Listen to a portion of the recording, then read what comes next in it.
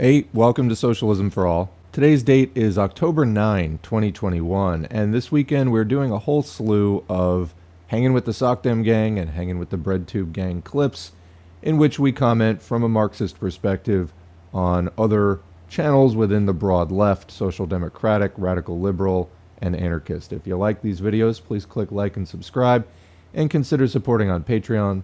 There's a link to Patreon in the video description. So in this particular video, we're going to look at a cross-examination of Andrew Yang and his new Forward Political Party initiative by Krystal. I got this off of the Secular Talk channel, which is in fact the home base for these Hanging with the Sockdem Gang clips.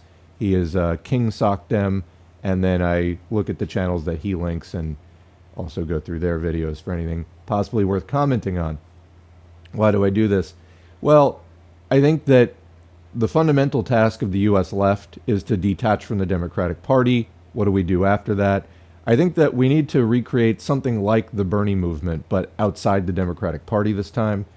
Continue to articulate the demands that have been surfacing in the entire 2008 or post-2008 period. The kinds of demands we heard at Occupy, the kinds of demands that we heard in the Bernie Sanders campaign, that other socialist political parties have been making. The Greens and PSL have also put forward for much higher minimum wages, major reform on, whether the housing question or the student debt crisis or education generally or the Medicare for all situation and so on. Ultimately, as a socialist, I believe that the way you make reforms permanent is through revolution. Of course, the Social Democrats would take some convincing. In the meantime, the broad left can certainly articulate and advance some of these demands, and I think that we need to do that. And then ultimately, may the best tendency win. Obviously, this is a Marxist channel. That's what we teach and promote here, although remaining in dialogue with the rest of the broad left is important. And that means agreeing where we agree and being critical where we disagree. And of course, the masses will be attracted to different schools of thought, and people can cross-migrate, and we'll figure it out in the end. But the idea is to get this thing going. So anyway, here we have something I covered, I think just this week. Andrew Yang has failed now twice, running for the Democratic Party presidential slot, and then also for mayor of New York City. And honestly, it's almost like people just don't like him that much. This warmed over, capitalism, human-centered capitalism. That's his deal. No. Capitalism is not human-centered. It's in the name, capitalism. It's capital-centered. If you want something that's human-centered, you want socialism, because the vast majority of people are workers, and socialism is when the ruling class is the working class. So, and then we suppress capitalists from there using our new workers' organizations and the workers' state. So anyway, Yang, this guy's full of shit as far as I'm concerned. He's a grifter, obvious grifter, sort of with these libertarian leanings and whatnot. I find this interesting to the point of I might even get Yang's book and just to go even more into detail, because I think that this guy needs to have an example made of him. We've had too much of shit like this, and I'd really like it to stop with Yang. Yang is a meme and a joke. He still has followers somehow. If there's one thing the U.S. does not need, it's more center-right pro-capitalism political parties. That's exactly what he's proposing, except he's doing it more badly than maybe any other party of this type, whether it's Ross Perot's Reform Party. There's another one out there. I can't remember the name of it. But anyway, there's a ton of these like center-right parties. We just don't need any more of them. You already have two major, like both the Democrats and the Republican Party have large center-right factions within them. Why would you be trying to make another one? But this is just, obviously an attempt to mislead working people away from socialism. Let's get into the questions from Krystal herself to Andrew Yang. So Krystal interviewed Andrew Yang discussing his new Forward book and his new third party called the Forward Party. I found this interesting because my original perception of it was it's just a third party. Turns out it's a little different from that, maybe, although he does appear to be slightly contradicting himself here. Take a look and then we'll discuss. So if someone is for these 6 pillars and they're running as a Democrat in a primary or running as a Republican in a primary, let's get behind them. You don't need to run as Forward Party. We're going to be a group that just supports people who are for these principles. And simultaneously, we will be activating voters to pass these ballot initiatives to try and implement open primaries and ranked choice voting in states around the country. Gotcha. So this sounds a little bit like the DSA model in that they'll back candidates who are running on the Democratic Party line. They also do field candidates who run, outright as DSA candidates, but they've focused electorally and had some success that way in backing candidates who are running as Democrats but support their shared values. Is that kind of like the realm of what you're thinking in? Yes, because again, we're smart and impact driven. And in a lot of these locations, it is impossible to run as anything other than a Democrat and Republican. So we're going to support people who are aligned, regardless of what letters next to their name. Like, this is not working for Democrats, independents, Republicans. It's driving us all mad. And so in the face of that madness, what is a real answer? What is a real solution? And I believe that the real solution is changing the duopoly. The duopoly does not make any sense on its face. There's nothing about 2 parties in the Constitution.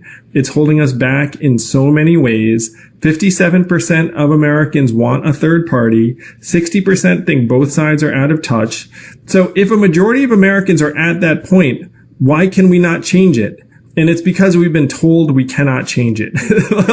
like that. That's really the answer to it. Okay, I'm going to jump in. So Andrew Yang is definitely not the first person to make these points. The Libertarian Party also makes a lot of these points. And I cite the Libertarian, the Greens have also said that. And the Greens now have a significant, fairly socialist wing. They may not be Marxist-Leninist, but I think Howie Hawkins did a lot to bring in some actual socialist positions into the Green Party, something you'll never see, for example, from the Libertarian Party. But I cite the Libertarian Party as an example of you can make all those arguments and then still have terrible positions. So Yang's group will endorse Democrats and Republicans. Why is this wrong, in my opinion? Well, both of those parties are corporate controlled, fully. You can't do anything there. And so if people want a third party, this is what he was just saying.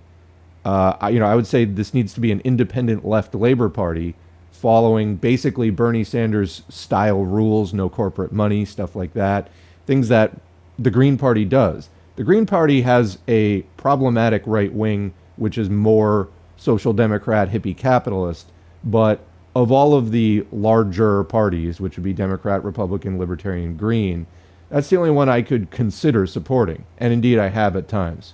So, every time somebody comes out with, oh, it's a new party, I'm always just like, literally, why are you not building the Green Party? And people are like, oh, well, they've had problems and they don't have a good reputation. No. Your party is going to have the exact same problems that the Green Party had. The exact same ones. And they have a bad reputation because the Democrats smear them, primarily, is why they have a bad reputation.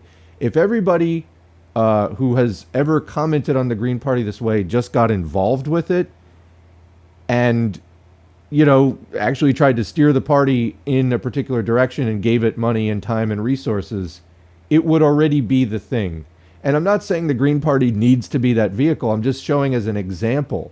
You have a left party which everybody nitpicks for one reason or another rather than getting involved with it. And what do we get? The end result is nothing.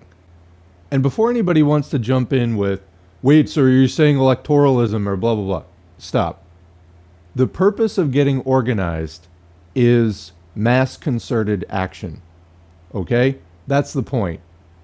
Whether that mass concerted action is running a candidate in an election or a local activism and pressure campaign or strike support or whatever.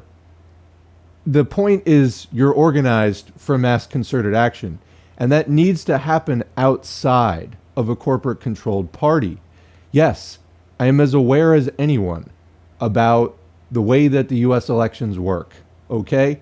They've set it so that you have to get 15% in the polls, like opinion polls, in order to appear on the presidential debate stage. Why did they do this? Ross Perot, Ralph Nader, they really wanted to get rid of any challenge to the system, so the Democrats and the Republicans formed a corporation to handle presidential elections, and they basically rigged it so that, you can't get 15% without being extremely popular, and you can't get extremely popular without appearing in a debate. So they basically, shut people out. But if we do come together in a left coalition of existing parties and then create a big tent specifically for the purpose of, creating a left party of some kind, then you have organization which is multi-purpose. It's not just for electoralism, and you can use it for whatever you want. Anyway, back to Yang. What Yang is saying, this is really focusing on the system as it is, and it's not trying to think outside that box at all. Why, if most people want a third party, would you endorse Democrats and Republicans who are going to be building those parties? It doesn't make any sense. Also, the 6 principles, what are they? They're extremely vague. We covered this in the last video. Maybe 2 of them are concrete, and the rest of them are like, be nice to people. Also, I'm going to take issue with basically every main point he made. First of all, they're impact-driven. Give me a break. Like, seriously, drop the corporate. This guy is such a joke. It's extreme. Anyway, it's not impossible to run and win at the local level, for example, in some places as not a Democrat, not a Republican. Number of states have had independent governors or senators. It's possible here and there. A lot of times those people wind up being corporate, pro-capitalist people just not attached to one of those parties. But you do also get, Greens, for example, elected to some lower seats. It's not 100% impossible. And again, the more support that the overall thing has, the better. And I don't really see Andrew Yang, due to his politics, as being a helpful part of that. Yeah. So anyway, when he says it's not working for Democrats, it's not working for Republicans, and it's not working for independents, well, it is working for the rich ones. So there's that.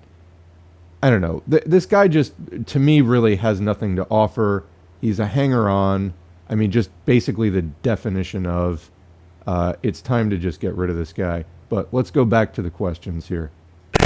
So then you have to say, okay, hey, if enough of us get together, can we change it? Well, let's do that. Let's start the Forward Party, inclusive of everyone of every alignment. Don't need to change your party registration. And let's change the incentives so that we'll have real hope. This is my best shot at something I can feel great about. So this is really interesting to me, and I'm kind of mixed on it, and I don't know exactly what he means here because I do think there's a little bit of a contradiction. So let me run through it. So at the beginning there, he says, listen, with my Forward Party, you can run as a Democrat or a Republican and still be part of the Forward Party. And so then Krystal accurately points out, okay, so you're doing basically the DSA model, because what the DSA does is they will endorse candidates, and oftentimes, if not most of the time, all the time? I actually don't know, but I think it's just most of the time they run Democratic Socialists in the Democratic Party. Like, they'll endorse a Democratic candidate who is a Democratic Socialist. Now, why do they do this? They don't do this because they're corrupt or they're sellouts or whatever. They do it because it's the only way to fucking win. Like, we have the Green Party. None of them are in Congress. None of them are in the House of Representatives. None of them are in the Senate. None of them ever made it to the White House. Maybe there's a handful, even at the local level around the country. We have the Libertarian Party. None of them are in the House of Representatives. None of them are in the Senate. None of them have been president.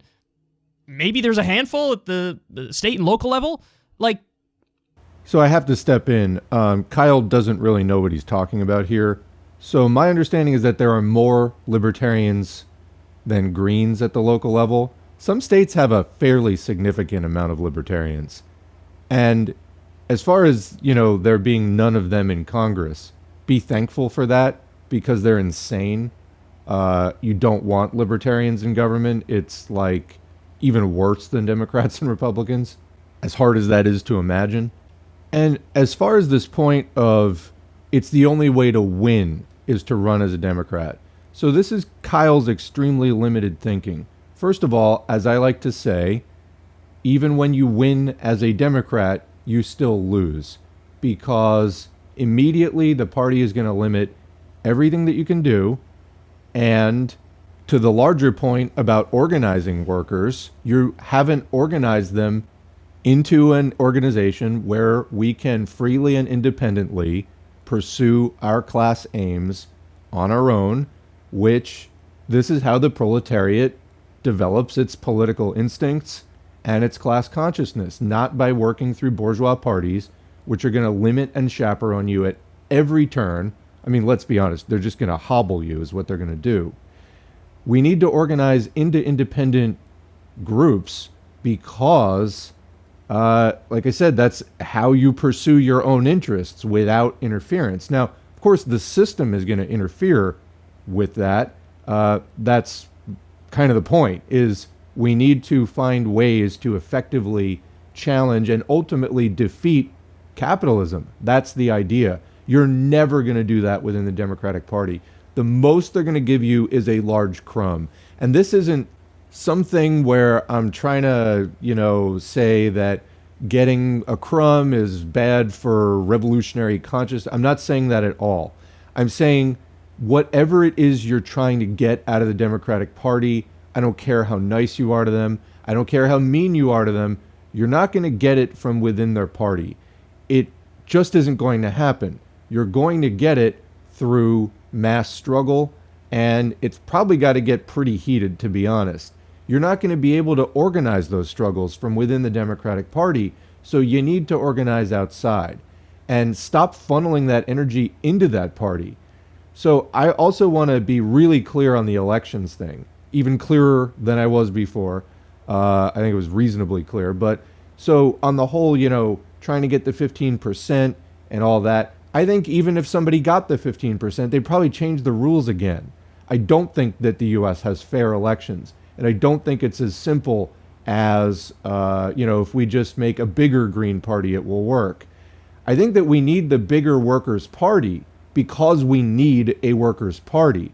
Whether or not it wins elections, you need to organize people to engage in whatever forms of struggle are going to work. Whatever forms of struggle are going to advance our interests. And you just can't do that without some kind of organization.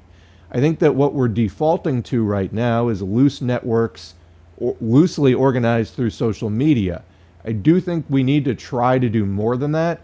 That's why I'm suggesting something we haven't tried before is a broad left coalition.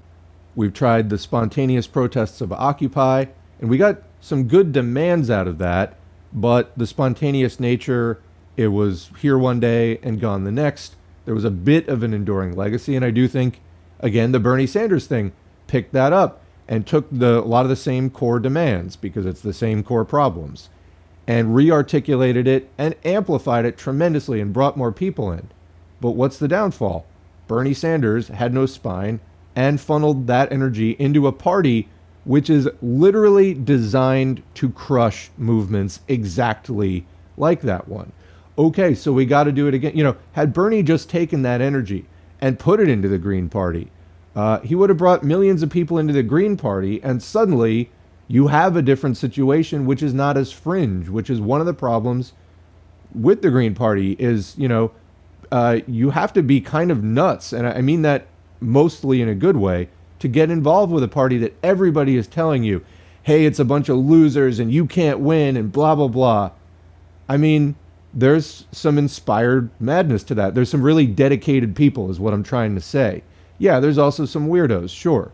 But, I mean, it takes something. It takes a certain kind of dedication to get involved with something. Hell, even Marxism, okay? That people are telling you, oh, it's dead, communism won't win, blah, blah, blah, blah, blah. This is a capitalist country. It's always going to be. But we're doing it anyway, So Bernie could have brought millions of people into that, or he could have just started a new independent left party, and I'll bet you that the Green Party would have been endorsing it if it was close enough to its principles and played by the same rules. You would wind up with that coalition. So what I'm saying is not just a single party, but a coalition of the broad left. This is something we haven't tried yet. If you look back, for example, and there are obviously historical differences, but the Russian Social Democratic Labor Party, you had different factions within it. You had the Bolsheviks, who would go on to be the communists. You had the Mensheviks, who would go on to be today's Social Democrats. But for a good chunk of time, there was unity on certain issues. They were able to advance the mass struggle. There was always tension and there was always fighting between the different factions. And when it came down to it, the Social Democrats wound up allying with the bourgeoisie. But the communists had no problem taking that momentum and saying, thanks for getting us this far. Now we're going to finish the revolution without you. So that's why I say may the best tendency win. I do think that we need a broader left coalition. What Yang's talking about, this is, really insufficient at best. And also what DSA is doing, channeling that energy. And Kyle's endorsing that look, we got to win now.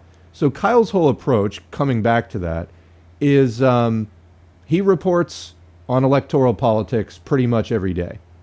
And so his whole thing is like he watches the news every day and wants to report on those wins. Well, and so he co-founded Justice Democrats, which was, going to totally transform the Democratic Party, as Bernie Sanders likes to say.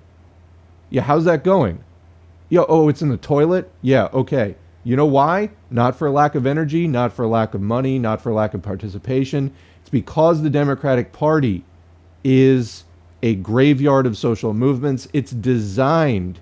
It's like you take your car to the junkyard and you get it compacted down into a little cube.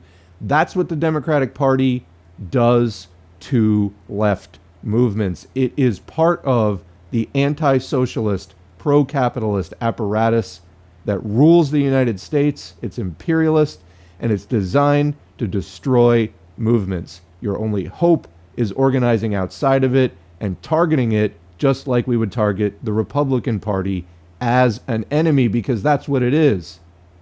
So, oh no, it's the only way to win. Yeah, the way to win an election and lose a movement. That's what Bernie Sanders and the squad are doing. They're inspiring huge losses of morale and huge wastes of time and energy. Let's get back to the commentary. There's just tremendous amounts of evidence that you just can't win that way. So if you want to be serious about gaining power and changing stuff, you're basically forced to do the DSA model, which is we'll endorse you as a democratic socialist, but you're running in the Democratic Party, so you actually have a fucking chance to win.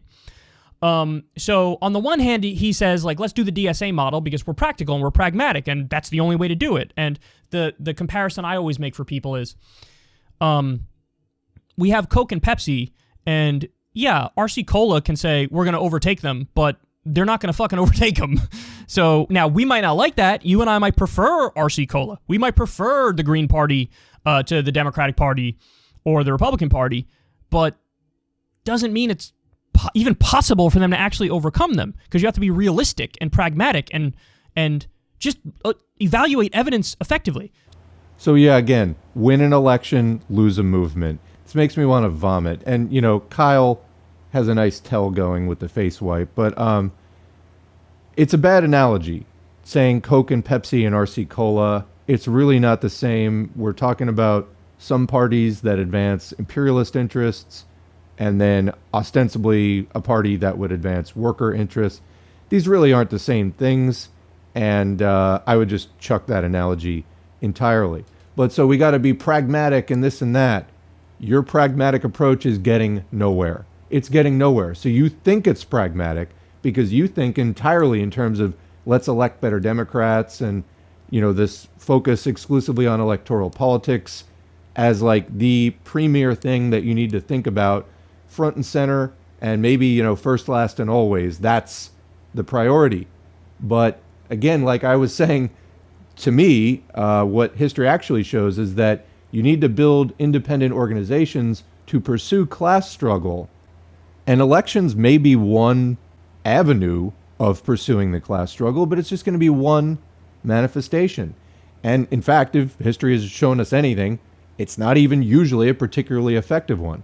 So I'll grant that, but this whole being pragmatic, no. What's actually pragmatic is you build an organization or a coalition of organizations which are totally free of corporate control. This immediately rules out the Democratic Party, where workers can come together and strategize about what is actually going to work for us. And I have this idea, let's try this. Does the group want to try it? Do they not?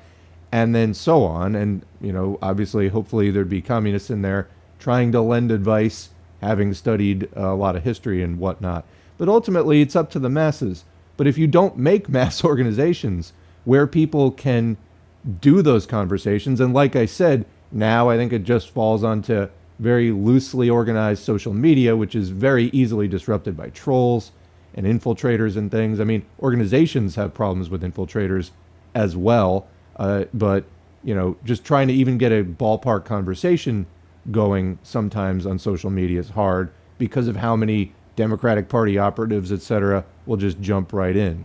But anyway, to this point about class struggle being a multifaceted path, it absolutely is. And no matter how few the options seem, there's always a way you can go the next step. And just because we haven't exactly figured out what that step is doesn't mean it doesn't exist.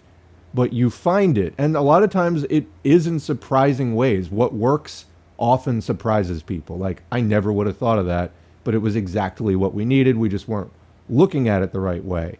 Well, clearly the elections, it's like, banging your head against a wall.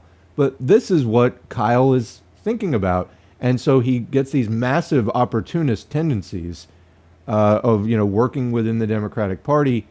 But even he knows that's not working, but he thinks somehow it will work. No. Get people together, free of corporate control, to talk about their grievances and brainstorm ways to have them addressed. And that's what we need to do. It's not being done. Bernie Sanders didn't do it, or he did bring people together and then fed them into the party. We need to do it again, but not feed them into the party. And we may actually get something happening. On the one hand, he says, I'm not an idiot. Of course I'm going to do the DSA model. But then that last part you saw there was from later on in the interview where he kind of says the opposite. He says, well, we need to break the duopoly. You're going to break the duopoly by running people from within the Democratic Party and the Republican Party? That's not breaking the duopoly. That's the opposite of it. Now, again, the whole break the duopoly thing sounds great in theory. I support it in theory. In reality, I don't think it's fucking possible, and we don't have the time to break the duopoly to actually address the problems that we need to fucking address. So which is it? Is it break the duopoly? 57% of Americans want a third party, so we got to deliver on the third party. Yeah, 57% of Americans want a third party. I'm included in that. But also, almost nobody votes third party. I vote third party because I'm actually, I will actually vote for the candidate, whoever I think is the best candidate in each election, because that's how I roll. But I don't do it with fucking rose-colored glasses on, where I pretend like when I voted for Jill Stein, yeah, she has a chance to win. Like, what am I, a fucking idiot? Of course I know she doesn't have a chance to win. So there is a contradiction there. He's saying, let's be practical, let's be pragmatic, let's get people elected in the Democratic Party who are endorsed by the Forward Party, who are for these things I care about deeply. And then on the other hand, he's like, well, no, break the duopoly and let's have a third party that's transformative. So Kyle's getting excited here. Let's refocus a bit. And I think that some of the frustration coming out of this conversation, this is what happens when we center things on people like Andrew Yang, who are jokes and grifters. You're not going to get really much productive discussion coming out of this because the ideas he's putting out there are not sincere in any way. They're not a result of any kind of learned brainstorming on the subject. It's just him trying to sell books and take in donations. That's all it is. He's trying to tell people what they want to hear, and that's about all it comes down to. Now, I believe that Kyle is sincere in wanting some of the reforms that he talks about, like Medicare for all, etc. But again, he doesn't, well, he first of all believes in, tankies. Like, he believes that anything beyond letting capitalists retain power, the basic social democratic position. He believes that anything beyond that, is authoritarian and whatnot. So he doesn't believe really in deeper class struggle than this. He's very focused on electoralism. So if you don't like electoralism, this is not your guy for sure. So anyway, it's just trying to talk about the U.S. election system. I think you do have to kind of give it up at some point. You can, let's say, for example, we are effective in building the left coalition that I'm talking about. And I don't know all the specifics, but bringing together parties to say, look, we are collectively, because you can run PSL in an election, you can run the Green Party, and you can have DSA existing over in the corner, and you can do all these things. If you put them together, recognizing we're not all the same, but there's certain key things that we all those groups have in their platforms, some of the similar things. If you came together for that stuff, you would be able to make huge headway. And maybe you could get 20% of the poll and then watch when they don't let you in and then agitate off of that. But there are huge problems. I mean, to Kyle's point about we don't have the time, I get it. I mean, we're in a crisis. It's an urgent situation. Your shit isn't working either. So that comes off as hypocritical to me. I mean, we're about to see what the fruits of the whole Bernie Sanders thing are in this $3.5 trillion reconciliation bill, whether that gets actually approved, or not. I think we're about to see, basically 5 years of the Bernie Sanders thing come to fruition, whatever it is. We will see during, the next 3.5 years of Biden, what comes out of that. And it's going to happen on its own. They're up there in the government doing what they do. Okay? The elections have happened to the extent that the elections are real elections, whatever. We have the people in power who are in power. Now it's up to us to figure out how do we advance class struggle. Kyle is going to pound on the desk and say endorse Democrats. I'm going to say you're doing nothing to organize people. No, okay. You do have DSA off to the side making some of those endorsements. And you could say, okay, DSA is technically independent of the Democratic Party. I don't think DSA is, across the board, a bad organization. They do some good work. I can't obviously agree with the endorsing Democrats thing. I do think it's a waste of time and energy. So I would love to see them move off of that at some point. They also have, issues with internationalism and basically being social imperialist. That can be addressed on its own. If we can at least get people to agree to stop fucking with the Democratic Party, that would be tremendous, though, and we can continue conversations from that point on. Anyway, but yeah, it's just like people like Yang, the guy's really more of like a libertarian anyway. This is just sort of ridiculous. Anyway, Kyle talks for another 5 or 6 minutes. Let's see where this goes. I have to strenuously object to Kyle's whole, but we got to win elections. Well, you can put people in as Democrats. They're not going to do anything, though. So, great, you won. You got news stories for a few months. And then the inevitable thing about how they didn't do what they said they were going to do, which is what Democrats basically always do. So tell me how that's good for anything but your news outlet. Contradiction. So now, by the way, I will say, even though I'm being critical at this moment, I will say, if he actually means the first thing, then I don't think this is crazy. I actually like the idea, and I think a lot of people should do a lot more of it. So let me give you, these are the planks. We talked about this before, but I'll give it to you again. His planks are, number one, ranked choice voting and open primaries. So you need to support ranked choice voting and open primaries to get the endorsement of the Forward Party. Then he says, number two, fact-based governance. That really doesn't mean anything because everybody thinks they're dealing in facts, even if they're not. Number three, human-centered capitalism. That's I feel like that's a low bar. If you're going to push for human-centered capitalism, you ain't going to get anywhere near it. So, and also, it's just, that's another, seems like almost a contradiction in terms, and Krystal points that out at one point in the interview. Number four, effective in modern government. Again, that doesn't really mean anything, Andrew. because people have different interpretations and perceptions of what that is and what that entails and what policies would be in alignment with that. Number 5, UBI. I support that one. Number 6, grace and tolerance. Again, I don't really know what that means. It's like very vague and general.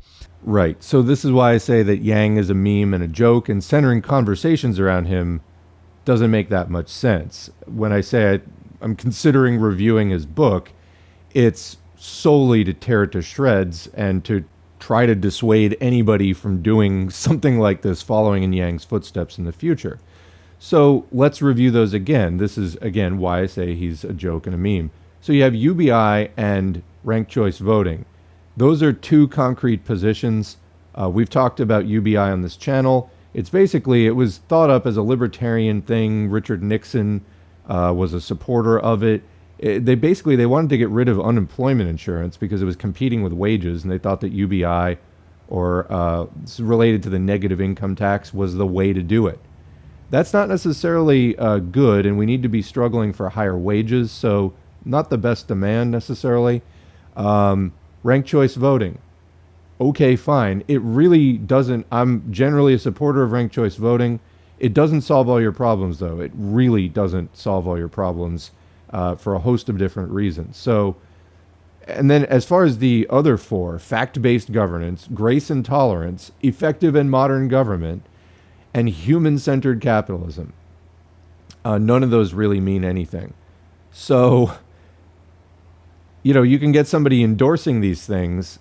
That's very easy to do. They're not controversial, and it doesn't mean anything. And then they can get elected and not do them. And so what? Like, this doesn't change anything, I guess is what I'm saying. The other major point is Yang says that he'll endorse Republicans that say that they're for these things. It could be that a Republican would endorse ranked choice voting because in some areas it might actually help them out somehow. And again, like I said about UBI, Richard Nixon was supporting that, and that's more of a libertarian thing anyway. I could see a Republican embracing that.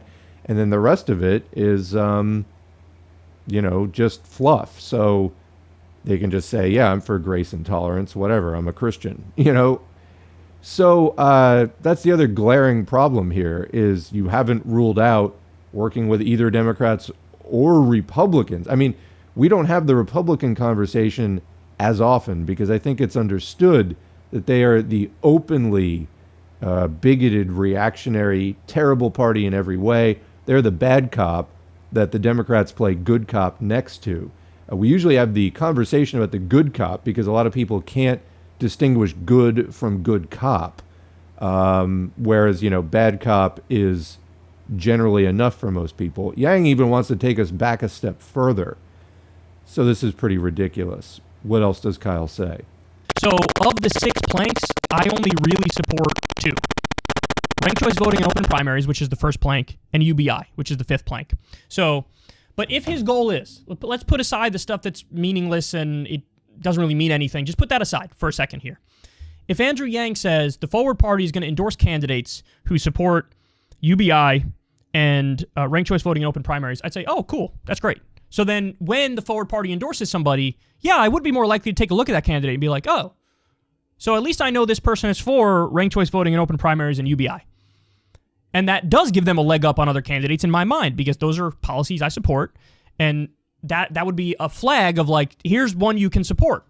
I guess my only point is everybody needs to not lie to themselves that, somebody running as a Democrat with those policy beliefs would have a much better chance to win than somebody running in a literal Forward Party, which was created 2.5 seconds ago, has next to zero name recognition, and won't get crack more than 5% anywhere in the country. So that's my only point. Now, a lot of people don't like when you point that out. I don't fucking care. Because what I'm saying is just a fact. That's just a fact. Again, I don't know how to stress this enough. If you, and this is why the other part of what Andrew Yang is doing here, that's actually good. If you want to do the third party route, you cannot put the cart before the horse. So what I mean by that is you have to first do ranked choice voting and open primaries.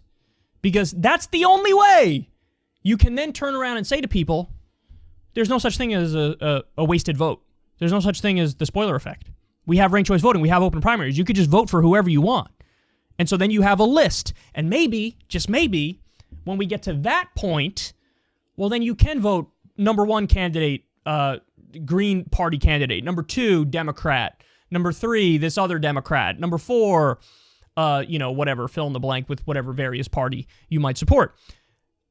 So, but what I see is a lot of people in the third party movement, they're not first and foremost pushing for the necessary reform, ranked choice voting and open primaries. So that's a bunch of shit. Every Green Party I've ever seen has been for, I mean, it's like a fundamental thing within the Green Party is election reform. I mean, for a party that does spend a lot of time on elections as like an attention-getting, mechanism, they always talk about that. That's where I first heard about it from back in the day. I mean, this is insane.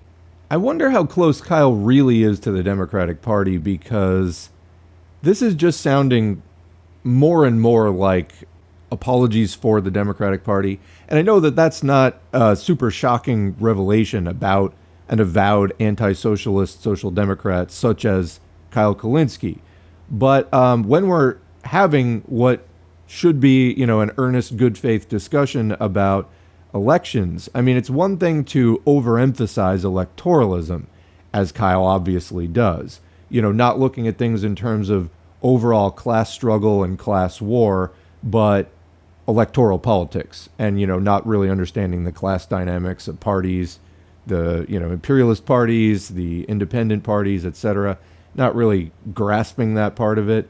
That's one thing. But I feel like he's kind of contradicting himself here, because on the one hand, you can't vote Green without the ranked choice voting. Wait a minute. I thought you did vote Green for president. You just said you voted for Jill Stein. Well, that wasn't ranked choice voting, was it? So basically, we're falling back onto this like lesser of two evils thing.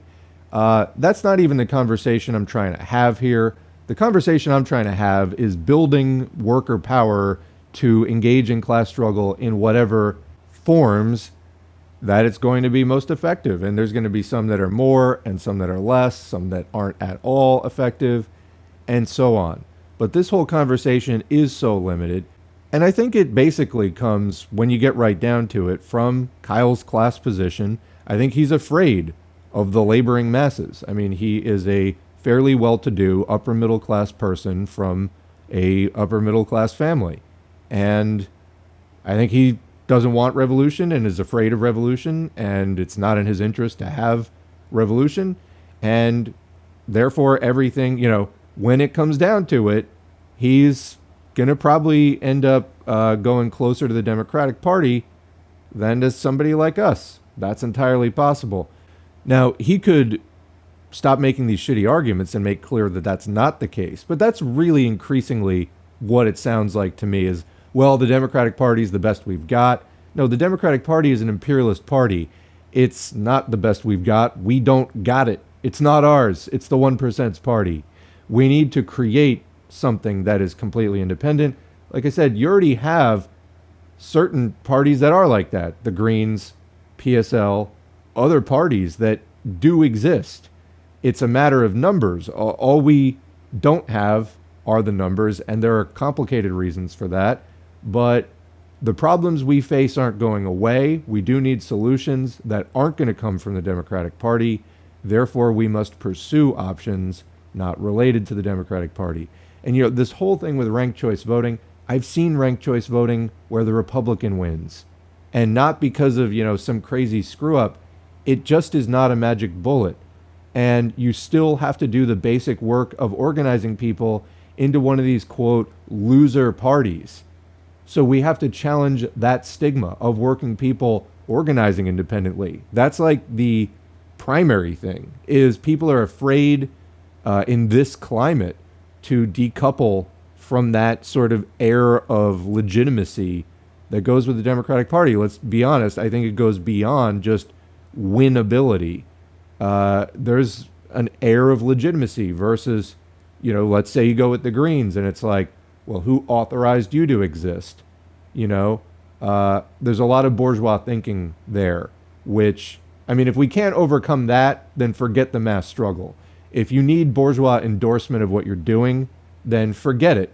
You're not going to last Well, you're not even going to probably engage in mass struggle. So there's a lot of these elements. This is why we have these conversations, is to dig through all the layers and to try to unearth some of the problems, some of the underlying factors that are stubborn, which make these conflicts so intractable. So fear of the masses, the need for bourgeois endorsement. These are problems that the U.S. working class and its leaders, or its would-be leaders, definitely have to overcome, and then those that can't overcome these prejudices and the limitations of what this system teaches you, in terms of its values and how it presents things. We need to develop our own language for that. People who can't engage in that kind of thing, they've already made themselves irrelevant. They've already declared some of those allegiances, and I think the rest of us need to move on. Which is what you absolutely have to do before you go all in on a third-party approach. Because guess what? People have been trying this in the modern era for decades, and nobody got fucking anywhere because we don't have ranked choice voting. Okay, again, I strongly disagree. Let me improve on Kyle's statement. We didn't get anywhere because people kept seeing the election as the be-all, end-all, and if that didn't work, then they abandoned the party. That's not how long-term mass struggle works.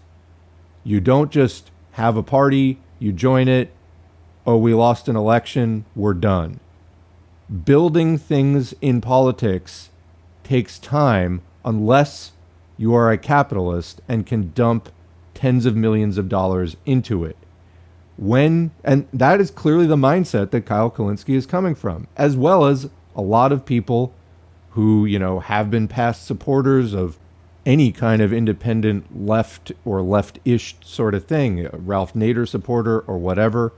It's, if we didn't get the thing immediately, we abandon it, sell out. It's the strong opportunist tendency in a working class, which is used to getting treats from the capitalist overlords.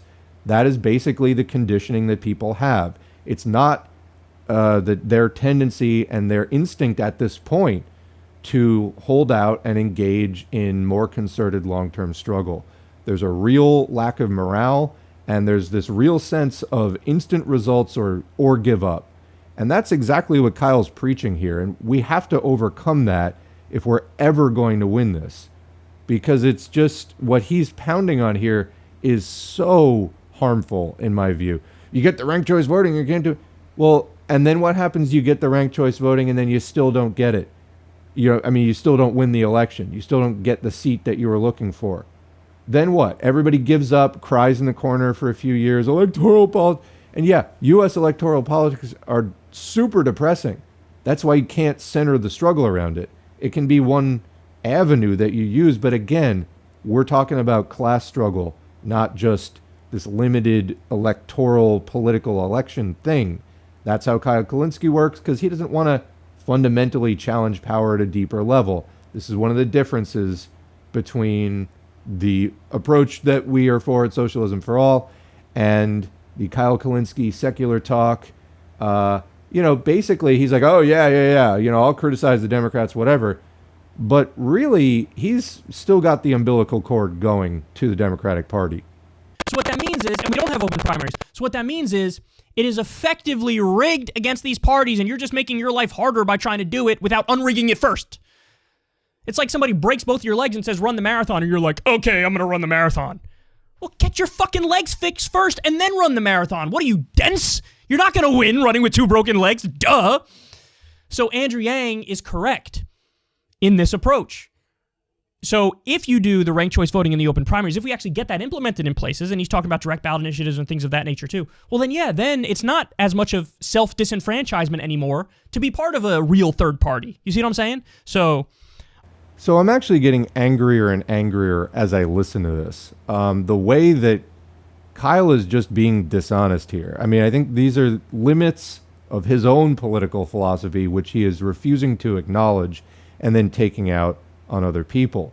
So this whole, you got to fix ranked choice voting first. Well, how? I mean, you've still got this catch-22 chicken and egg problem. Well, who's going to change it? Okay, I don't think every state has statewide ballot initiatives, for example. Some states have or some localities, some cities have implemented ranked choice voting. But I don't think that by and large, the Democratic or Republican parties are ever going to be like overwhelmingly in support of that any more than they're overwhelmingly in support of anything else. So basically, by this logic, we're just setting ourselves up for more rule by Democrats and Republicans. We have to look outside this entire system.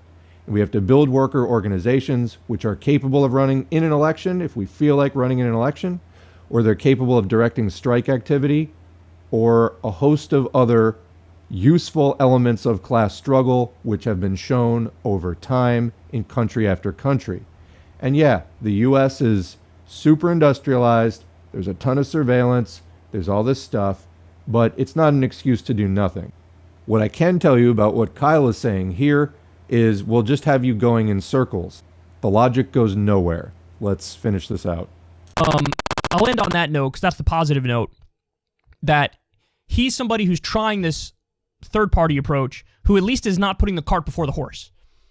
He's not saying, here's all the amazing policies I'm for, but I'm not going to first push for ranked choice voting and open primaries, which is the only way that I even have a snowball's chance in hell to win. So there you have it. I take my position on this forward party was this is silly and ridiculous, and now I have shifted my position to I'm just agnostic on it, namely because it's just a good way to know which candidates support ranked choice voting, open primaries, and UBI, and that's helpful. That's definitely helpful. But the reason I just say I'm agnostic and not supportive is because he sort of contradicts himself as to what is really going on here. Is it the DSA approach, which is reasonable, or is it this, I'm just going to try to break the duopoly and get a third party which has like less than a 1% chance of victory, and I will self-disenfranchise and waste my time? I hope it's the former, and if it is the former, I really have no problem with it, and if anything, it'll be sort of helpful to know who supports these policies, which I also support. All right, so that's the end. Not a lot of new information. I'll say this about Kyle and the progressives of his ilk. They at least got people talking in terms of policy, not party. In other words, the idea of talking about specific policy issues rather than just, I support this party. And also that implies the idea that within a party, you could have fights over policy ideas. This is elementary, but, of course, people who were not thinking about politics so much may have benefited from having this pointed out to them. Okay, great. But now, just even in those terms, though, look at the Andrew Yang thing, which is a fucking joke, like I've said many times. What a low bar this is. DSA is already doing this much better for as much as you endorse this approach. Again, DSA needs to stop with the Democratic Party, but I believe that their policy demands out of candidates are much more stringent than ranked choice voting, open primaries, which can be harmful, by the way. You can get like right-wingers swarming your party. It has happened at least once or twice. It may be like a net benefit, but it's not going to help in every single scenario. Anyway, it's just such an incredibly low bar. Okay, ranked choice voting, open primaries, and UBI. Pretty sure like DSA's platform demands go far beyond that. Just another example of Yang being a hanger-on and a joke and a grifter. DSA is already doing this, but better. And even that, we would have criticisms on. It's not enough. You're endorsing the wrong party. You're building a corporate imperialist party. I don't care if you think you're building a non-imperialist wing of it. You are. Also, though, this gets to the heart of some of DSA's social chauvinist positions and social imperialist positions. I am aware, and I'm not trying to throw, actual Marxists, communists working within DSA. Thank you for being there. Thank you for fighting for the left wing of DSA. That's great. I wish you well in your victory over the social imperialists. That is great. So I just want to recognize the contributions of people there whose actual politics I agree with. But that said, the organization has issues which definitely need to be worked out. I'm going to leave it there. We've said a lot, and I'm not sure that much more can or needs to be said at this particular time. This is a frustrating issue, especially to listen to somebody as smug and as sure of himself as Kyle Kulinski, who is also so closed-minded to forms of struggle which are completely outside his purview, but which actually have been effective for working people around the world trying to fight their way out of poverty. So people like this ultimately, I think, are going to hold us back. And that's the note I'm going to close on. What do you think? Leave a comment below. We'll continue the discussion. Otherwise, thanks for listening. Thanks to the current patrons whose names are on the screen. If you'd like to get your name on the screen, head to patreon.com/socialismforall. You can sign up for as little as $2 a month. Every donation is encouraging as well as materially helpful, so thank you for that. If you'd like to help out without making a donation, liking, sharing, subscribing, commenting, clicking the notification bell all help to boost the channel and help more people to see this content. Ultimately, whatever it is that you do online and in your community to advance the cause of socialism, thanks for doing it. Join an organization if there's a good one in your area, and we will catch you in the next video.